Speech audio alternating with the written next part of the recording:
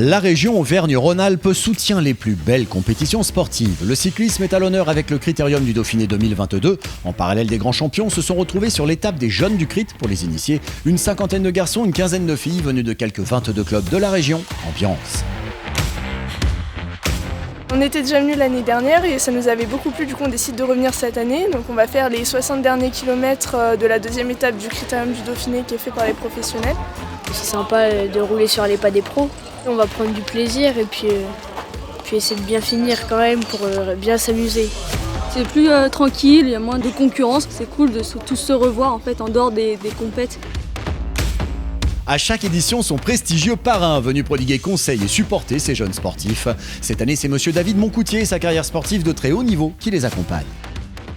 C'est parti pour la montée du jour. Ce qui m'a donné envie de faire du vélo, c'est regarder le Tour de France à la télé, donc c'est quand même des épreuves phares. Mais bon, avant d'être coureur pro, c'est vrai que voilà, il y a toute la base, faut pas l'oublier. Et c'est vrai que c'est bien de voir des jeunes qui débutent dans le vélo et pour leur donner envie, parfois, faut regarder des événements qui passent à côté de la maison. Et c'est vrai que voir le Dauphiné qui passe ici, faire le parcours, le final avec des jeunes, ça peut leur donner envie peut-être de continuer plus loin. J'aime toujours le vélo, j'aime bien transmettre un peu mon expérience et puis c'est l'occasion de découvrir pas mal de jeunes, de discuter, de passer une bonne journée avec en point d'orgue l'arrivée des coureurs professionnels.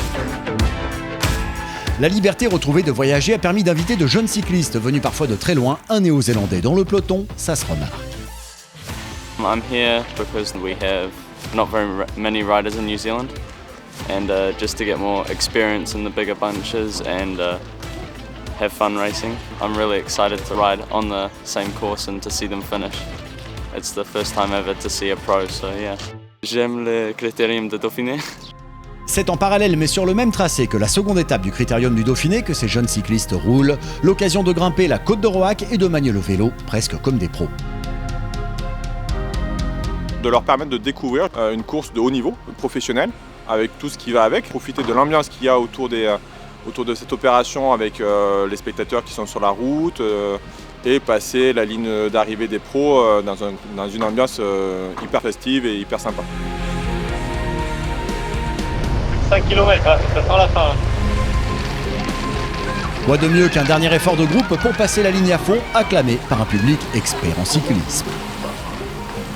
C'était trop bien, on a accéléré un peu à l'arrivée pour ressentir vraiment la sensation comme si on était pro, quoi. Les pros, ils ont pu les voir arriver. Cette étape a été remportée par Alexis Villermoz devant les yeux ébahis de nos jeunes cyclistes. La journée elle termine très bien, une victoire française à Brive-Charensac. En plus, il porte le maillot jaune avec Alexis Villermoz. Avec le public, les coureurs, ça va très vite au sprint et je pense que ça a dû un peu les impressionner.